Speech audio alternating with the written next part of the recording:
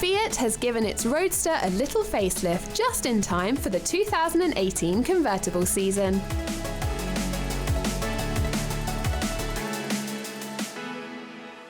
Welcome to Starnberg. Today we have the opportunity to test the 124 Spider. This is available both as the Abarth with 170 horsepower and as the Fiat 124 140 horsepower. And I decided to test the 140 horsepower base variant just to see if the engine is sufficient for the vehicle.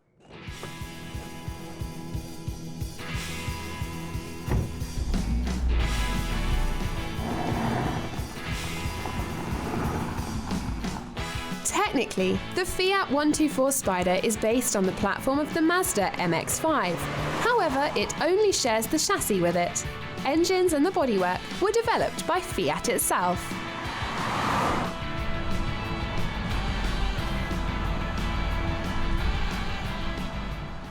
On the datasheet, the 124 definitely promises a lot of sportiness, because it has a front mid-engine, thus a front engine shortly behind the front axle, rear-wheel drive, plus a crisp, very nice manual transmission with 6 gears, and that impresses with a very short gear shift time, which makes you really happy.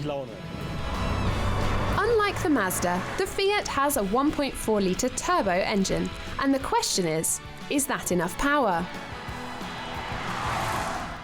It's the lower areas. It needs more revs, and then when it gets up to speed, it's really fun. From 3,000 revs, it has the right pressure. Oh my goodness.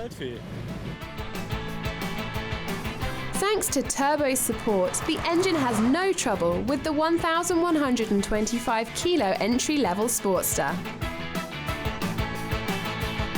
On the datasheet, one thing convinces above all: the price. Interesting about the vehicle is, of course, its starting price, from around 25,000 euros. There's the Fiat 124 Spider. However, here we're not driving the basic version, but the equipment line Lusso, so it costs about 27,000 euros. And of course, there's also the Abarth version, which has now been lowered in price from 40,000 to 33,000 euros, and this is quite an interesting offer with 170 horsepower.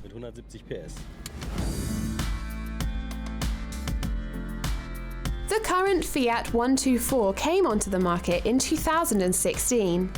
The news from the model year 2018 is that there are 2 special editions, an S version and more options on the surcharge list.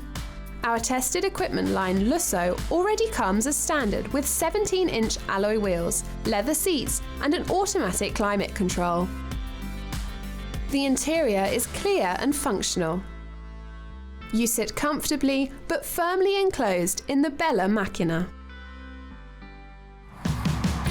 And this car has definitely been built to drive. With its compact dimensions, the Spider is only 4 meters 7 long.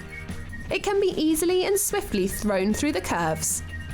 Handling is one strength of the 124.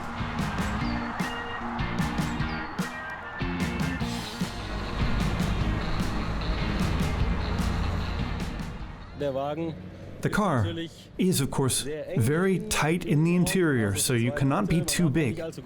For myself, at 1.84 meters, it's tight, but I'm in good hands. For me, the space available works, including the packaging, that is, accessibility of the buttons, levers, and push buttons.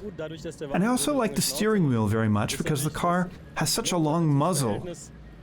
The steering gear ratio is very direct because you are steering in front and sitting far behind.